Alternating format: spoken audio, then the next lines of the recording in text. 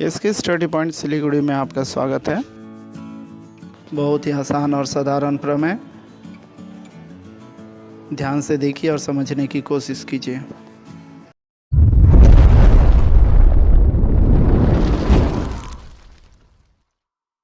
इसके study point में आपका स्वागत है। आज हम लोग क्लास 9 का प्रमेय करने जा रहे हैं। जैसा कि आप जान रहे हैं कि प्रमेय क्लास 9 वेस्ट बंगाल बोर्ड का काफ़ी इम्पोर्टेंट है, परीक्षा में आता ही है। तो चलिए बिन समय गंवाएं हम लोग शुरू करते हैं। आज का प्रमेय देख पा रहे हैं, सिद्ध कीजिए कि किसी चतुर्भुज की आमने सामने की भुजाएं परस्पर समान हो तो यह एक समानांतर चतुर्भुज होगा। कहने का मतलब क्या है कि किसी चतुर्भुज की विपरीत भुजाओं की लंबाई समान हो तो वह चतुर्भुज एक समानांतर चतुर्भुज होगा। तो आपको ये समझ लेना होगा कि चतुर्भुज है और चतुर्भुज के आमने सामने की भुजाएं क्या होंगी, समान होंगे या बराबर होंगे। तो जो चतुर्भुज है वो एक समानांतर चतुर्भुज होगा। समझना क्या है, यहाँ पर आपके पास मान लीजिए एक समानांतर चतुर्भुज PQRS है, तो इसके आमने सामने की भुजाएं मान लीजिए ये वाला ये वाला ये वाला ये वाला कोई भी हो सकता है, आमने सामने की भुजाएं बराबर हों। ये वाला लीजिए या ये वाला लीजिए, जो भी भुजाएं हैं सब बराबर हैं। तो हमें क्या साबित करना है कि यह एक समानांतर चतुर्भुज है। तो गिवन सबसे पहले लिखते हैं PQRS एक चतुर्भुज है जिसमें PQ बराबर SR तथा PS बराबर QR है। ये देखिए PQRS ये चतुर्भुज है और इसमें PQ SR के बराबर है और PS QR के बराबर है। यह दिया हुआ है क्वेश्चन में, ठीक है। तो हमें साबित करना है टू प्रूफ चतुर्भुज PQRS एक समानांतर चतुर्भुज है, ठीक है। अब हम लोग रचना में आते हैं। P तथा R को मिलाया गया, देखिए P को R से मिलाया गया, ठीक है। PR एग्जैक्टली क्या बन गया, विकर्ण बन गया, ठीक है। ये विकर्ण बन गया। प्रमाण में आप देखिए हमारे पास दो त्रिभुज मिल गए, एक मिल गया PQR और दूसरा त्रिभुज मिल गया PSR। इसको अगर कटिंग कर दें हम लोग तो हमारे पास मिल जाएगा इस तरह से PQR और PSR। यहाँ पे आप देख रहे हैं PQ बराबर SR है और PS बराबर QR है। तो यहाँ पे देख लीजिए PS बराबर QR और PQ बराबर SR है, ठीक है। इन दोनों त्रिभुजों को लेकर हम लोग साबित करेंगे। सर्वांग समता का नियम का इस्तेमाल करते हुए दोनों त्रिभुजों को सर्वांगसम सिद्ध करेंगे। जैसा यहाँ पे दिया हुआ है नंबर 1, नंबर 2, नंबर 3, इस तरह से हम लोग सिद्ध करते हैं। 3 कंडीशंस फुलफिल हो गया, मतलब ये त्रिभुज और ये त्रिभुज क्या हो गए, सर्वांगसम हो जाएंगे। तो PQ बराबर SR, PQ बराबर SR दिया गया है क्वेश्चन के अनुसार। PS बराबर QR ये भी दिया गया है क्योंकि चतुर्भुज के आमने सामने की भुजाएं बराबर हैं बोलकर क्वेश्चन बोला गया था। फिर आप देख रहे हैं PR ये वाला हिस्सा, PR क्या है, दोनों में कॉमन है, उभयनिष्ठ है। तो 3 कंडीशन मिल गए। 3 कंडीशन S मतलब साइड साइड साइड। तो हम लोग बोलेंगे क्या, यह एक PQR और PSR क्या हो गया, सर्वांगसम हो गया।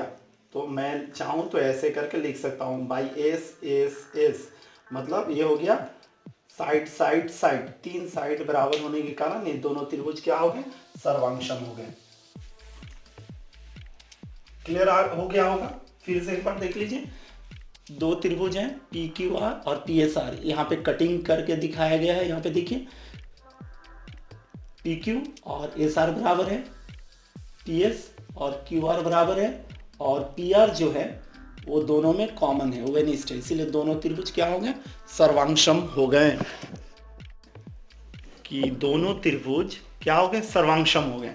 यहाँ पे देखिए त्रिभुज PQR सर्वांगसम है त्रिभुज PSR का, इसका मतलब क्या हो गया, इसके जो भी बाकी कोण हैं वो लोग क्या होंगे, बराबर होंगे। तो मैं क्या बोलूँगा, ये वाला कोण क्यू पी आर, ये वाला कोण बड़े वाले त्रिभुज में देखिएगा तो यहाँ बराबर ये वाला कोण हो गया, साबित हम लोग कर लिए। तो उसके बाद में फिर हम लोग क्या लेंगे, ये P कोण बराबर है तो ये वाला कोण बोलेंगे बराबर है, तो ये वाला कोण इसके बराबर हो जाएगा। तो इस तरह से हम लोग साबित करते हुए बढ़ेंगे। तो अभी फिलहाल लेते हैं, देखिए एंगल क्यू पी आर बराबर हो गया एंगल एस आर पी, किंतु ये सब एकांतर कोण है। कैसे एकांतर कोण है, देखिए अगर मैं लकीर खींच लूं एस आर को इस तरह से और पी क्यू को इस तरह से, और ये जो तिर्यक तैयार किए थे हम लोग रचना वाले स्टेप में, देखिएगा पी आर, तो इसको जब देखते हैं तो दो रेखाओं को एक काटने वाला एक रेखाखंड है पी आर। तो देखिए इसके द्वारा जो कोण बन रहा है, ये वाला कोण क्यू पी आर और एस आर पी, ये दोनों कोण बराबर हो रहे हैं। ये दोनों कोण एक दूसरे के विपरीत साइड में ही हैं, देख लीजिए। इन कोणों को एकांतर कोण कहते हैं। ये दोनों कोण अगर बराबर हैं, एकांतर कोण है और बराबर हैं, इसका मतलब हो गया क्या, पी क्यू एस आर के समानांतर ही होगा, तभी ये दोनों कोण बराबर होंगे। तो इसलिए हम लोग क्या बोल दिए, पी क्यू एस आर के समानांतर है। ठीक है, आपको समझाने के लिए इस तरह से मैंने दिखाया है, जस्ट कटिंग करके, ताकि आप आसानी से समझ। फिर देख लीजिए त्रिभुज P Q R P S R त्रिभुज के सर्वांक्षम हैं, हम लोग सिद्ध कर चुके हैं। ठीक है, तो यहां पर भी उसी तरह से क्या देखेंगे, एंगल क्यू आर पी, देखिए बड़े वाले त्रिभुज में एंगल क्यू आर पी बराबर हो जाएगा किसका, एंगल एस पी आर के बराबर हो जाएगा। देखिए अगर मैं ड्रॉ करूं तो आपको दिखेगा ये वाला कोण और ये वाला कोण बराबर हो जाएगा। कहने का मतलब क्या है, क्यू आर पी बराबर हो गया किसका, एस पी आर के। ठीक है, फिर अगर हम लोग इसको ब्रेक करके इस तरह से ड्रॉ करके देखेंगे तो देखिए इस तरह से दो रेखाखंड है और इसको एक रेखाखंड इस तरह से कट कर रहा है, इस तरह से एक रेखाखंड कट कर रहा है, दो रेखाखंड को एक रेखाखंड कट कर रहा है, और इधर में जो कोण बना है उस कोण को नीचे ये वाला कोण बराबर दिखा रहा है। तो देखिए यहाँ पे, लेकिन ये एकांतर कोण है, देखिए एस पी और आर क्यू मैंने लिखा है, और यहाँ पर जो दो कोण बना, ये दोनों कोण क्या हो गए, बराबर हो गए। ये कब बराबर होंगे, जब ये दोनों समानांतर होंगे तभी। तो इसीलिए ये दोनों कोण क्या है, एकांतर कोण है। एकांतर कोण अगर हैं तो इसका मतलब हो गया क्यू आर समानांतर हो गया पी एस का। अब देखिए आप इस स्टेप में आपने अभी अभी बताया कि ये वाला समानांतर है, फिर यहाँ पे देख रहे हैं दूसरा स्टेप में ये वाला फिर समानांतर है। कहने का मतलब क्या हुआ कि जो पी क्यू और एस आर एक दूसरे के बराबर था वो अभी समानांतर हो गया, जो क्यू आर और पी एस बराबर था वो अब समानांतर हो गया। तो इसका मतलब क्या हो गया, पी क्यू समानांतर हो गया एस आर का और पी एस समानांतर हो गया क्यू आर का, या क्यू आर समानांतर हो गया पी एस का। तो जब आमने सामने की भुजाएं समानांतर हो गए तो आप बोल सकते हैं कि पी क्यू आर एक समानांतर चतुर्भुज है।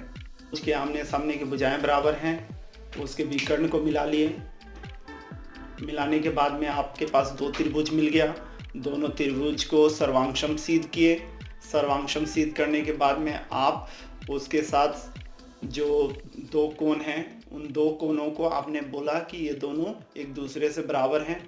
जब बराबर बता रहे हैं तो आपके पास क्या दिख रहा है कि अरे भाई ये तो एकांतर कोण है।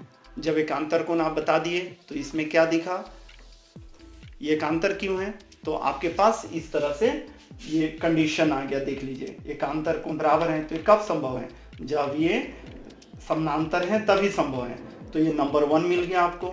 उसी तरह से दूसरा कोण समानांतर कोण बराबर है तो एकांतर कोण है आप बता रहे हैं, तो ये भी समानांतर होगा तभी ये संभव है। तो दोनों आमने सामने की भुजाएं क्या हो गए, समानांतर हो गए।